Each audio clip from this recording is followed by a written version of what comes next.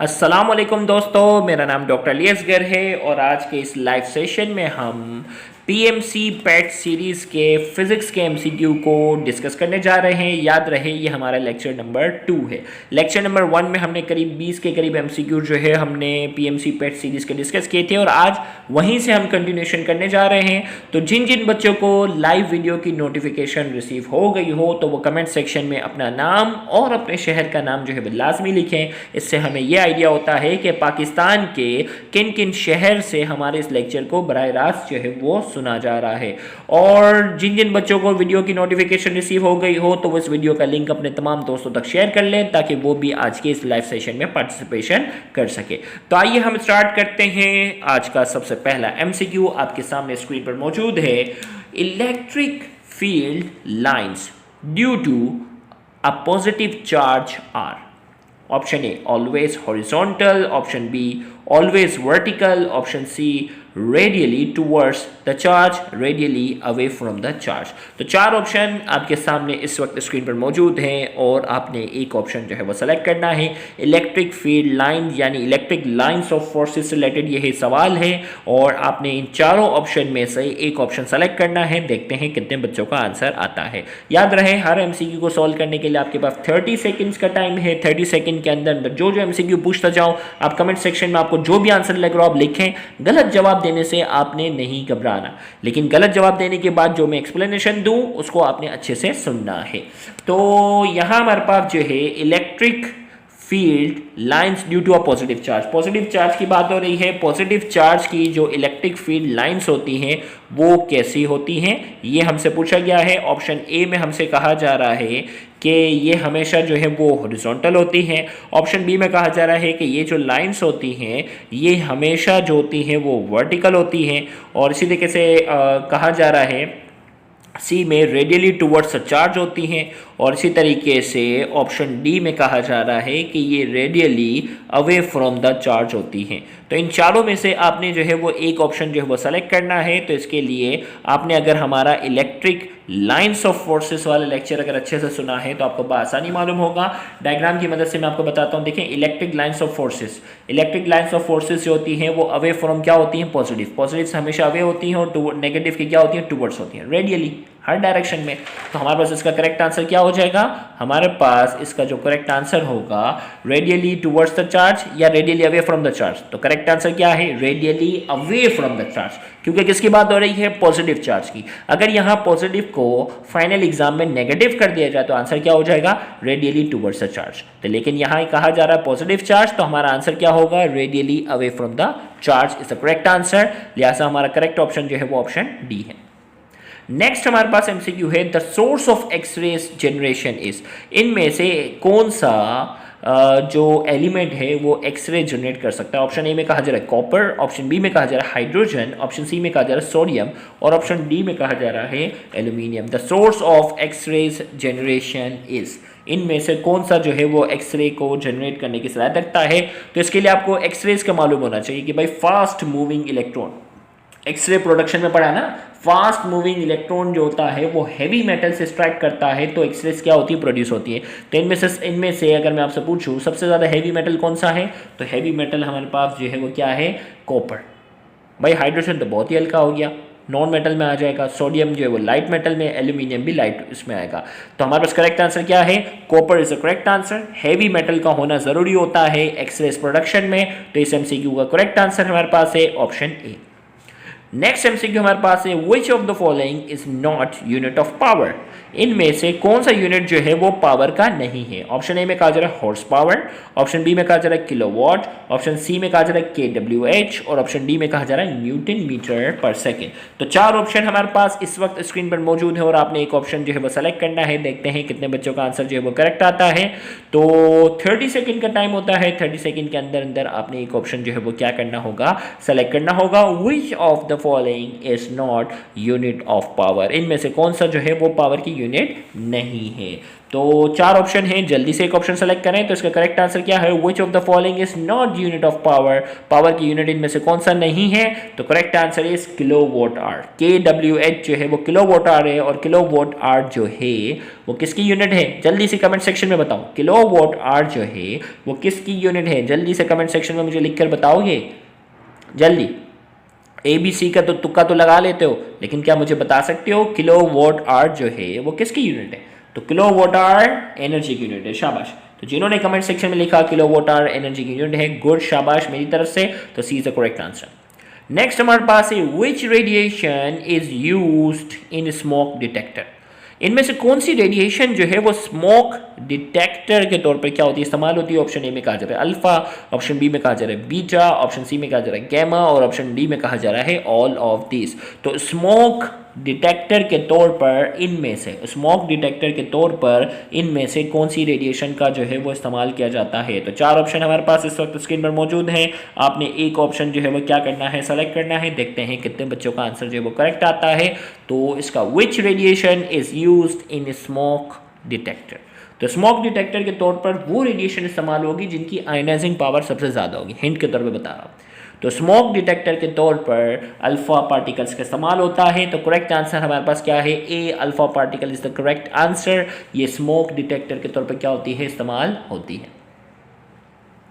Next हमारे पास है step up transformer have dash turns in secondary coil. Step up transformer जो है उसके पास कितने नंबर ऑफ टर्न्स होते हैं सेकेंडरी कॉइल में। ए मोर, बी लेस, सी इक्वल, और डी में कहा जा रहा है 0। यानी प्राइमरी से कंपैरिजन की बात हो रही है। किससे कंपैरिजन हो रही है, प्राइमरी कॉइल के मुकाबले में सेकेंडरी कॉइल में। प्राइमरी कॉइल के मुकाबले में सेकेंडरी कॉइल में नंबर ऑफ टर्न्स क्या होते हैं। ऑप्शन ए में कहा जा रहा है ज़्यादा होते हैं, ऑप्शन बी में कहा जा रहा है कम होते हैं, ऑप्शन सी में कहा जा रहा है इक्वल होते हैं, और ऑप्शन डी में कहा जा रहा है 0 होते हैं। तो इन चारों में से आपने एक ऑप्शन सेलेक्ट करना है। देखते हैं करेक्ट आंसर क्या आता है। Step of transformer have dash turns in secondary coil. Secondary coil के अंदर क्या होते हैं, सेकेंडरी कॉइल के अंदर जो है वो ज्यादा होते हैं। याद रखिए, जितने ज्यादा नंबर ऑफ टर्न होंगे उतना ज्यादा वोल्टेज होगा। स्टेप अप ट्रांसफार्मर वोल्टेज को क्या करता है, बढ़ाता है। लेकिन ट्रांसफार्मर वाले टॉपिक तक जिन्होंने अब तक इस कोर्स अब यहाँ तक नहीं पहुंचे इस चैप्टर तक, तो इंशाल्लाह वो पहुंचेंगे तो उनको आहिस्ता आहिस्ता आइडिया होगा।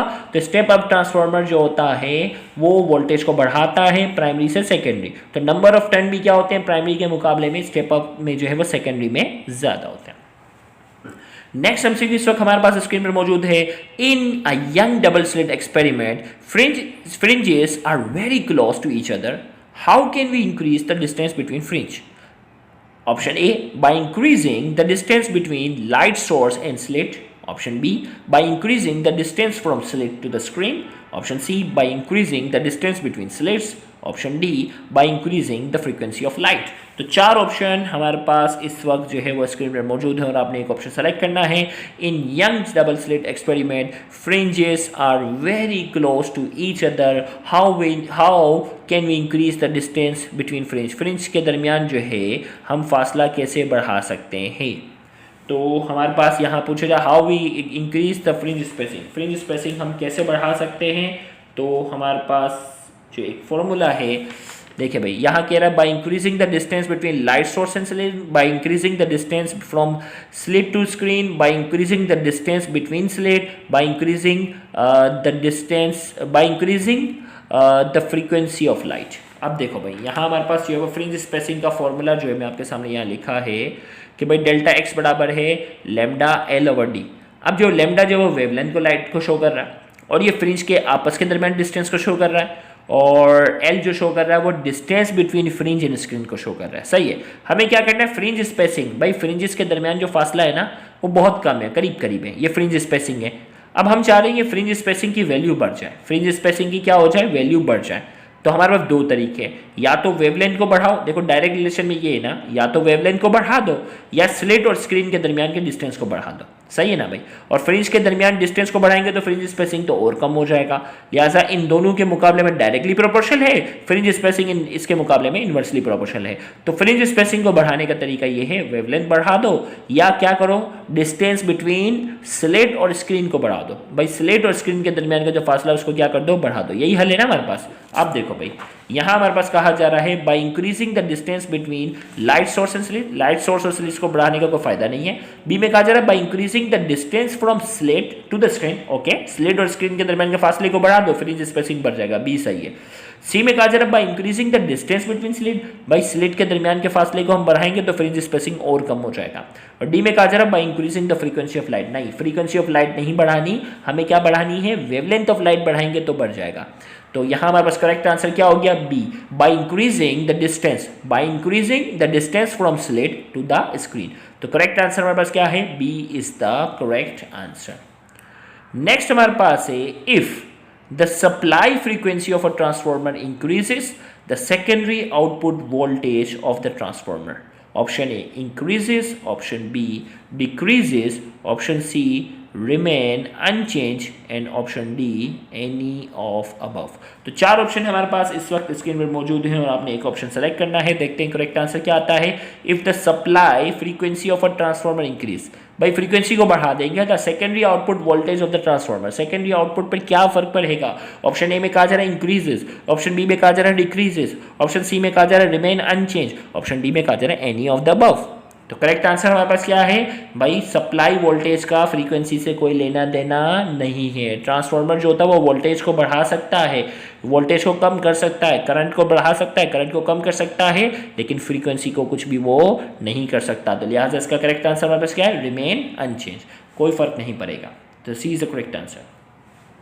नेक्स्ट हमारे पास है wave nature of light is prove by, wave nature of light को आप जो फर्स्ट ईयर फिजिक्स में पढ़ते हो ना, वो कौन सा फिनोमिना होता है जिसके जरिए वेव नेचर ऑफ लाइट को जो है वो प्रूव किया जाता है। ऑप्शन ए में कहा जा रहा है पोलराइजेशन, ऑप्शन बी में कहा जा रहा है black body radiation, option C Compton effect, option D photo electric effect. तो चार ऑप्शन हमारे पास इस वक्त स्क्रीन पर मौजूद है और आपने एक ऑप्शन सेलेक्ट करना है, wave nature of light is prove by. तो chapter number 9 nature of light के इंट्रोडक्शन वाले स्टार्टिंग लेक्चर में मैंने बता दिया था कि वो कौन कौन से फिनोमिना हैं जो वेव नेचर को सपोर्ट करते हैं और वो कौन कौन से फिनोमिना हैं जो पार्टिकल नेचर को सपोर्ट करते हैं। तो पार्टिकल नेचर वाले में Compton effect, black body radiation, photo electric effect, ये तीनों के तीनों जो हैं ये पार्टिकल नेचर को फेवर करते हैं, जबकि polarisation, interference, diffraction, reflection, refraction, ये तमाम वो प्रोसेस होते हैं जो वेव नेचर को क्या करते हैं, सपोर्ट करते हैं। तो लिहाजा इसका करेक्ट आंसर क्या है, wave nature of light is proved by polarisation. तो इसका करेक्ट आंसर हमारे पास क्या है, option A polarisation is the correct answer. Next हमारे पास है displacement of sun with respect to earth is, भाई सन और अर्थ के दरमियान का जो डिस्प्लेसमेंट है उसको किससे रिप्रेजेंट किया जाता है, आर से, 2 पाई आर से, 2 आर से या आर स्क्वायर से। भाई ज़मीन जो है वो पूरे एक दायरे में चक्कर लगा रही है ना, तो अब ज़मीन और सूरज के दरमियान का जो फासला होगा वो क्या होगा, उस पूरे ऑर्बिट का क्या होगा, रेडियस के बराबर होगा। तो लिहाजा इसका करेक्ट आंसर क्या है, option A small r is the correct answer. Next हमारे पास है instantaneous velocity is, instantaneous velocity is, option A always positive, option B always negative, option C positive and negative, positive negative दोनों हो सकती है, और ऑप्शन डी में कहा जा रहा है नॉट इनफ इन्फॉर्मेशन, इन्फॉर्मेशन यहाँ जो है वो इनफ नहीं है। तो चार ऑप्शन हमारे पास है, एक ऑप्शन जो है वो हमें सेलेक्ट करना है। देखते हैं करेक्ट आंसर क्या आता है, इंस्टेंटेनियस वेलोसिटी इज। तो जल्दी से कमेंट सेक्शन में लिखें, 30 सेकंड का टाइम है करेक्ट आंसर देने के लिए। Instantaneous velocity is, instantaneous velocity जो है वो क्या है, पॉजिटिव नेगेटिव या पॉजिटिव नेगेटिव हो सकती है या नॉट इनफ इन्फॉर्मेशन। तो इसका करेक्ट आंसर क्या है, इंस्टेंटेनियस वेलोसिटी पॉजिटिव भी हो सकती है और इंस्टेंटेनियस वेलोसिटी नेगेटिव भी हो सकती है। लिहाजा इस एमसीक्यू का करेक्ट आंसर हमारे पास जो है वो ऑप्शन सी है। नेक्स्ट एमसीक्यू इस वक्त हमारे पास स्क्रीन पर मौजूद है, if a rotating body is moving anti-clockwise, the direction of angular velocity is। हमें कहा जा रहा है एक रोटेटिंग बॉडी है जो एंटी क्लॉकवाइज मूव कर रही है, the direction of angular velocity, angular velocity की डायरेक्शन की बात हो रही है। ऑप्शन ए में कहा जा रहा है towards the centre, option B में कहा जा रहा है along the linear velocity, option B में कहा जा रहा है away from centre, option D में कहा जा रहा है perpendicular to both radius and linear velocity. तो चार ऑप्शन हमारे पास इस वक्त स्क्रीन पर मौजूद है और आपने एक ऑप्शन सेलेक्ट करना है। याद रहे 30 सेकंड का टाइम है, जो भी आंसर हो आप मुझे बताएं। तो if a rotating body is moving anti clockwise direction, the direction of angular velocity is towards the centre, along the linear velocity, away from the centre, D perpendicular to both radius and linear velocity. तो इस MCQ का correct answer मैं बताने जा रहा हूं। इस MCQ का करेक्ट आंसर हमारे पास डी है, perpendicular to both radius and linear velocity, क्योंकि ये क्रॉस प्रोडक्ट की एग्जांपल है और क्रॉस प्रोडक्ट का जो रिजल्ट होता है वो अपने इंडिविजुअल वेक्टर के मुकाबले में हमेशा परपेंडिकुलर होता है। तो एंगुलर वेलोसिटी की जो डायरेक्शन है वो perpendicular to both linear and radius. तो D is the correct answer. Next MCQ बहुत ही अच्छा सा है। Two forces of 5 newton and 50 newton are working on a body in opposite direction. If body displaced by 5 meter in direction of net force, what will be the work done by net force? Option A 50 joule, option B minus 50 joule, option C 25 joule, option D 100 joule। हमें कहा जा रहा है दो forces हैं, 5 newton and 50 newton are working on a body, एक body पर work कर रही है इन अपोजिट डायरेक्शन, दोनों की डायरेक्शन अपोजिट है। If the body displace by 5 metre in direction of net force, displacement कितनी हुई 5 metre, what will be the work done by net force, work done कितना हुआ? Option A 50 joule, option B minus 50 joule, option C 25 joule and option D 100 joule. तो चार option हमारे पास इस वक्त screen पर मौजूद है और आपने एक ऑप्शन जो है वो सेलेक्ट करना है। देखते हैं करेक्ट आंसर क्या आता है। तो दो फोर्सेस हमारे पास हैं भाई, देखो 5 न्यूटन और 50 न्यूटन, दोनों की डायरेक्शन क्या है? अपोजिट है। तो नेट फोर्स कैसे निकालते हैं? नेट फोर्स निकालने का तरीका होता है ज़्यादा, देखो अगर कोई भी दो फोर्सेस होती है ना, उनकी डायरेक्शन अपोजिट होती है ना, तो नेट फोर्स निकालने का तरीका होता है ज़्यादा वाली फोर्स में से कम वाली फोर्स को क्या करो? माइनस कर दो, क्योंकि दोनों की डायरेक्शन क्या है? अपोजिट। तो 15 में से अगर मैं 5 को माइनस कर दूंगा तो आंसर क्या आएगा? 10। तो नेट फोर्स हमारे पास कितनी है? 10। और हमें कहा जा रहा है बॉडी की डिस्प्लेसमेंट भी 5 metre in the direction of net force, यानी डिस्प्लेसमेंट और नेट फोर्स के दरमियान एंगल जो है वो 0 है। तो सिंपल हमें वर्क डन कैसे मिलेगा? FD, फोर्स और डिस्प्लेसमेंट को, नेट फोर्स और डिस्प्लेसमेंट को मल्टीप्लाई कर तो आंसर आ जाएगा। तो नेट फोर्स हमारे पास 10 है, डिस्प्लेसमेंट हमारे पास 5 है, 5 मल्टीप्लाई बाय 10, आंसर कितना आ जाएगा? 50। तो 50 joule is the correct answer, option A is the correct answer. Next हमारे पास है a force which act on an object moving in a circle and it is directed towards the center of the circle is called, option A bending force, option B centripetal force, option C centrifugal force and option D none of these।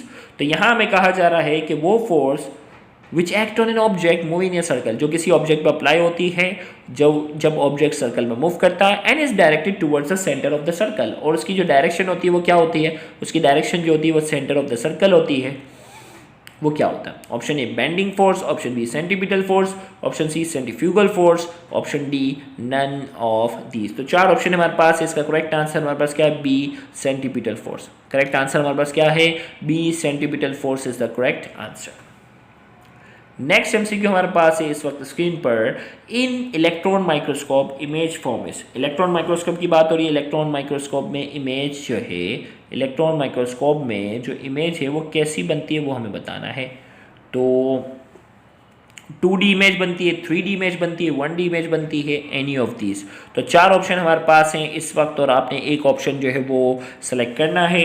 तो मैं आपको बता दूं ये सवाल जो है वो मेरे हिसाब से नामुकम्मल है, क्योंकि इलेक्ट्रॉन माइक्रोस्कोप के हमारे पास दो टाइप्स हैं, आप नेट पर सर्च भी कर सकते हैं। स्कैनिंग इलेक्ट्रॉन माइक्रोस्कोप होता है, उसमें 3D इमेज बनती है, जबकि ट्रांसमिशन इलेक्ट्रॉन माइक्रोस्कोप होता है, उसमें 2D इमेज बनती है। तो ये सवाल जो है एक तरीके से मेरे नज़दीक अगर देखा जाए तो इनकम्प्लीट है। अगर आप इलेक्ट्रॉन माइक्रोस्कोप की इमेज के हवाले से पूछते हो तो कौन से इलेक्ट्रॉन माइक्रोस्कोप की बात हो रही है? स्कैनिंग इलेक्ट्रॉन माइक्रोस्कोप की या ट्रांसमिशन इलेक्ट्रॉन माइक्रोस्कोप की? हमें इसको क्या करना होगा? रूल आउट करना पड़ेगा। तो इसका जो करेक्ट आंसर जो फिलहाल अगर देखा जाए तो आप 3D लगाएंगे। करेक्ट आंसर जो यहाँ जो PMC की तरफ से आंसर की गई है वो 3D दी गई है।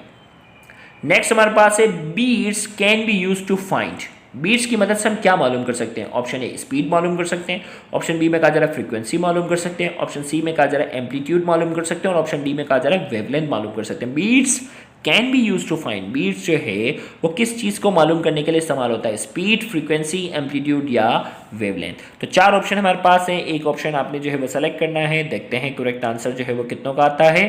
तो करेक्ट आंसर आपने जो है उसमें बताना है। तो बीट्स की मदद से हम क्या मालूम कर सकते हैं? तो करेक्ट आंसर क्या है हमारे पास? बीट्स की मदद से हम फ्रीक्वेंसी मालूम करते हैं। याद है ना, beats frequency F equal to F1 minus F2 formula है ना। तो बीट्स फ्रीक्वेंसी की मदद बीट्स की मदद से हम क्या मालूम करते हैं? फ्रीक्वेंसी मालूम करते हैं। तो करेक्ट आंसर हमारे पास बी है। नेक्स्ट हमारे पास है charge body attract uncharged body by dash induction. एक चार्ज बॉडी है जो अनचार्ज बॉडी को क्या कर जाती है? अट्रैक्ट करती है। वो किसके जरिए अट्रैक्ट करती है? ऑप्शन ए में कहा जाए इलेक्ट्रोस्टैटिक इंडक्शन, बी में कहा जा रहा है मैग्नेटिक इंडक्शन और सी में कहा जा रहा है बोथ ए एंड बी और डी में कहा जा रहा है नन ऑफ दीज। तो चार ऑप्शन में से आपने एक ऑप्शन सेलेक्ट करना है कि जब एक चार्ज बॉडी दूसरी अनचार्ज बॉडी को अट्रैक्ट करती है तो वो कैसे अट्रैक्ट करती है, हमें वो बताना है। तो उसका करेक्ट आंसर मैं बताने जा रहा हूँ। उसका करेक्ट आंसर हमारे पास है इलेक्ट्रोस्टैटिक इंडक्शन। इलेक्ट्रोस्टैटिक इंडक्शन में क्या होता है? उसके आउटर मोस्ट शेल के इलेक्ट्रॉन को क्या करती है? चार्ज बॉडी जो है वो क्या करेगी? अट्रैक्ट करेगी, जिसकी वजह से उनके दरमियान अट्रैक्शन पैदा हो जाती है। तो करेक्ट आंसर हमारे पास है option A electrostatic induction. Next हमारे पास है the basic purpose of filter is to. Filter जो होता है ना, जो रेक्टिफिकेशन में इस्तेमाल होता है, उस फिल्टर का जो बेसिक पर्पस होता है वो क्या होता है? ऑप्शन ए में कहा जा रहा है minimise variation in AC signal, option B suppress harmonics in rectified output, option C remove ripples from the rectified output, option D stabilise DC output voltage. तो चार ऑप्शन हमारे पास हैं कि भाई रेक्टिफिकेशन के प्रोसेस में हम जो फिल्टर का इस्तेमाल करते हैं वो किस चीज़ के लिए होता है। तो इसका करेक्ट आंसर मैं बताने जा रहा हूँ। इसका करेक्ट आंसर हमारे पास है C remove ripples from the rectified output. Ripples को रिमूव करने के लिए, इससे पहले वाले लेक्चर में हमने रिपल्स को बाकायदा रिपल्स की हमने डेफिनेशन भी डिस्कस की थी, रिपल्स फैक्टर्स की भी। नेक्स्ट एमसीक्यू हमारे पास है in a simple pendulum. Simple pendulum की बात हो रही है। Work done by the tension forces. भाई टेंशन फोर्स जो है ना, उसका वर्डन क्या होता है? ऑप्शन ए में कहा जा रहा है पॉजिटिव, ऑप्शन बी में कहा जा रहा है नेगेटिव, ऑप्शन सी में कहा जा रहा है जीरो और ऑप्शन डी में कहा जा रहा है नन ऑफ दीज। तो सिंपल पेंडुलम के अंदर जो टेंशन फोर्स प्रोड्यूस होती है, सिंपल पेंडुलम के अंदर जो टेंशन फोर्स प्रोड्यूस होती है वो कितना वर्डन करती है, आपने ये बताना है। पॉजिटिव, नेगेटिव, जीरो या none of these. In a simple pendulum work done by the tension forces, work done जो टेंशन फोर्स जो करेगी वो क्या होगी? पॉजिटिव, नेगेटिव, जीरो या नन ऑफ दीज। तो इसका करेक्ट आंसर मैं बताने जा रहा हूं कि सिंपल पेंडुलम में, भाई देखो मैं डायग्राम्स आपको यहाँ समझाता हूँ। भाई सिंपल पेंडुलम बनाया ना, धागा है, बॉब है। अब बॉब तो ऐसे मूव करता है ना, बॉब ऐसे मूव करेगा। टेंशन फोर्स क्या होगी? Opposite to the weight, weight के मुकाबले में टेंशन की फोर्स है वो अपोजिट है। अब टेंशन जो है वो ऊपर की तरफ है और जो डिस्प्लेसमेंट हो रहा है इसके मुकाबले में 90 डिग्री के एंगल पर होता है और डिस्प्लेसमेंट अगर 90 डिग्री के एंगल पर होगा, force multiply by displacement, angle work done क्या होता है? F D cos theta. Theta अगर मैं यहाँ 90 डिग्री रखूंगा तो कॉस 90 बराबर होता है जीरो के। फाइनल आंसर क्या आ जाएगा? जीरो। तो टेंशन, क्योंकि डिस्प्लेसमेंट इसके मुकाबले में परपेंडिकुलर हो रहा है तो लिहाजा वर्क डन क्या होगा? वर्क डन जो होगा वो जीरो होगा। तो यहां हमने कहा in a simple pendulum work done by the tension forces, work done जो टेंशन फोर्स की वजह से होगी वो जीरो होगा। नेक्स्ट हमारे पास which metal is use to detect radioactivity. इनमें से कौन सा मेटल जो है वो रेडियो एक्टिविटी को डिटेक्ट करने के लिए क्या होता है? इस्तेमाल होता है। Heavy metal, mercury metal, hydrogen gas या डी नन ऑफ दिस। बहुत ही आसान सवाल।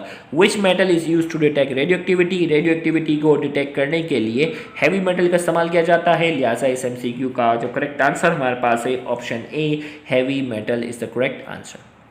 नेक्स्ट एमसीक्यू चैप्टर नंबर 17 का है डॉन ऑफ मॉडर्न फिजिक्स का। Minimum energy required for pair production. Pair production का प्रोसेस चैप्टर 17 के अंदर जाकर आप पढ़ते हो और पेयर प्रोडक्शन के लिए मिनिमम एनर्जी कितनी चाहिए होती है? ऑप्शन ए में कहा जा रहा है 939 million electron volt, option B 942 million electron volt, option C 1.02 million electron volt, option D 0.51 million electron volt. तो चार ऑप्शन हमारे पास इस वक्त स्क्रीन पर मौजूद है और आपने एक ऑप्शन सेलेक्ट करना है। तो जिन्होंने पेयर प्रोडक्शन का प्रोसेस अच्छे से पढ़ा हुआ है तो उनके लिए एमसीक्यू बहुत ही आसान है। तो minimum energy required for pair production के लिए जो मिनिमम एनर्जी रिक्वायर्ड होती है तो इसका करेक्ट आंसर हमारे पास है सी 1.02 million electron volt. 1.02 million electron volt की जो है वो कम से कम एनर्जी चाहिए होती है पेयर प्रोडक्शन की प्रोसेस के लिए। तो जिन्होंने ये टॉपिक अब तक नहीं पढ़ा, चैप्टर 17 में इंशाल्लाह बहुत आसानी से जो है वो ये टॉपिक एक्सप्लेन किया हुआ इंशाल्लाह आपको आसानी से समझ में आ जाएगा। तो इसका करेक्ट आंसर हमारे पास सी है, 1.02 million electron volt. Next MCQ है, which of this is constant in isochoric process. Isochoric process में से इनमें से कौन सी चीज़ कांस्टेंट होती है? ऑप्शन ए में कहा जा रहा है टोटल हीट, ऑप्शन बी में कहा जा रहा है वर्क डन, ऑप्शन सी में कहा जा रहा है एंट्रोपी और ऑप्शन डी में कहा जा रहा है इंटरनल एनर्जी। तो 4 ऑप्शन हमारे पास इस वक्त स्क्रीन पर मौजूद हैं और आपने एक ऑप्शन सेलेक्ट करना है। Which of this is constant in isochoric process. Isochoric process में क्या चीज़ कांस्टेंट होती है? तो वैसे तो अगर देखा जाए डेफिनेशन के लिहाज से, देखो भाई 30 सेकेंड है, पहले अपना आंसर सेलेक्ट करो। विच of this is constant in isochoric process. भाई आइसोकोरिक प्रोसेस की अगर बात की जाए ना, तो आइसोकोरिक प्रोसेस में जो है वो वॉल्यूम कांस्टेंट होता है। वॉल्यूम कांस्टेंट होता है तो इसका मतलब जो भी हीट एनर्जी सप्लाई की जाएगी, हीट एनर्जी जो भी सप्लाई की जाएगी वो पूरी की पूरी इंटरनल एनर्जी में कन्वर्ट हो जाएगी। तो इंटरनल एनर्जी तो बढ़ेगी, कम नहीं होगी अगर हीट सप्लाई कर रहे हो। तो इंटरनल एनर्जी जो है वो कांस्टेंट नहीं रहेगी। इंटरनल एनर्जी अगर कांस्टेंट नहीं रहेगी तो टोटल हीट भी कांस्टेंट नहीं रहेगी, ये भी हट गया। एंट्रोपी क्या है? मॉलिक्यूलर डिसऑर्डर का नाम है। अगर हीट एनर्जी कांस्टेंट नहीं रहेगी तो एंट्रोपी भी कांस्टेंट नहीं रह सकती। तो क्या बचा यहाँ? सुटेबल वर्ड क्या होना चाहिए? Work done is zero. Work done जो है वो कांस्टेंट रहेगा, जीरो ही रहेगा, क्योंकि वर्क डन कोई होगा ही नहीं। जितना वर्क डन हो चुका बस वही होगा। इसके अलावा जो है वो आइसोकोरिक प्रोसेस में मजीद वर्क डन नहीं होता, वर्क डन इसमें जीरो होता। तो इन चारों ऑप्शन को मद्देनजर देखा जाए, तो मद्देनजर रखते हुए देखा जाए तो वर्क डन इसका करीब तर आंसर है, लेकिन इसमें वर्ड जोड़ना चाहिए विच ऑफ दिस इज जीरो। इनमें से कौन सी चीज़ जो है वो जीरो होगी आइसोकोरिक प्रोसेस में? तो करेक्ट आंसर हमारे पास इसका जो है वो बी है, वर्क डन। इसके अलावा तीनों ऑप्शन जो है वो किसी भी लिहाज से जो है वो पॉसिबल नहीं है। तो यहाँ जाकर पीएमसी पेट सीरीज़ के देखो, इससे देखो इन एमसीक्यू में मुझे मालूम है कि बहुत से टॉपिक्स जो हैं वो आपने नहीं किए, लेकिन मकसद ये है कि अभी से आपको आइडिया देना कि भाई पीएमसी में किस तरह के सवाल आते हैं, क्योंकि बच्चे अपना टाइम कैसे वेस्ट करते हैं। अक्सर इंस्टीट्यूट के जो माफियाज हैं वो बच्चों को तरह तरह के मुश्किल डिटेल न्यूमेरिकल में उलझा रहे होते हैं, जबकि पीएमसी में इस टाइप के सवाल आते ही नहीं हैं। बेसिक जो होते हैं वो कॉन्सेप्ट वाले सवाल जो है वो आते हैं। तो पीएमसी पेट सीरीज़ की जो है वो लाइव सेशन जो है वो रोज़ाना ठीक रात 8 बजे हम डिस्कस करते हैं। तो कोशिश करें कि आप अपनी लाइव सेशन में जो है वो अपनी अटेंडेंस जो है वो मुकम्मल रखें, हर लाइव सेशन में अपीयर हुआ करें। इन एमसीक्यू की तादाद जो है वो बहुत ज़्यादा है और जो टॉपिक्स अब तक नहीं किए इंशाल्लाह वो टॉपिक मुकम्मल करने के बाद ये लाइव सेशन जो है वो रिकॉर्डेड फॉर्म में अपलोडेड होता, तो आप वो सेशन भी जो है वो अटेंड करें। और अगर आप एंट्री टेस्ट की तैयारी कर रहे हैं और अगर एंट्री टेस्ट में अगर आप अच्छा नहीं बहुत अच्छा स्कोर करना चाहते हैं तो मैं आपको सजेशन दूंगा कि आप हमारे रजिस्टर्ड ग्रुप का हिस्सा लाजमी बने, क्योंकि रजिस्टर्ड ग्रुप के अंदर पिछले 3 सालों में हम जितने भी एमसीक्यू अब तक जो है वो एक्सप्लेन करते गए हैं उन तमाम एमसीक्यू एक्सप्लेनेशन आपको मिलती है। साथ ही साथ बहुत से टॉपिक्स के कॉन्सेप्चुअल लेक्चर्स भी आपको प्रोवाइड किए जाते हैं और साथ ही साथ जो है वो वीकली ऑनलाइन टेस्ट होता है जिसमें पूरे सिंध भर के बच्चे, बल्कि सिंध से भी आउटसाइड बच्चे जो है वो ऑनलाइन टेस्ट में पार्टिसिपेशन करते हैं, तो उन टेस्ट में का भी हिस्सा बन सकते हैं। तो अगर आप एंट्री टेस्ट 2022 में बहुत अच्छा रिजल्ट लाना चाहते हैं तो मेरी सजेशन है कि आप हमारे रजिस्टर्ड ग्रुप का हिस्सा लाजमी बने। Thank you very much. अल्लाह हाफ़िज़।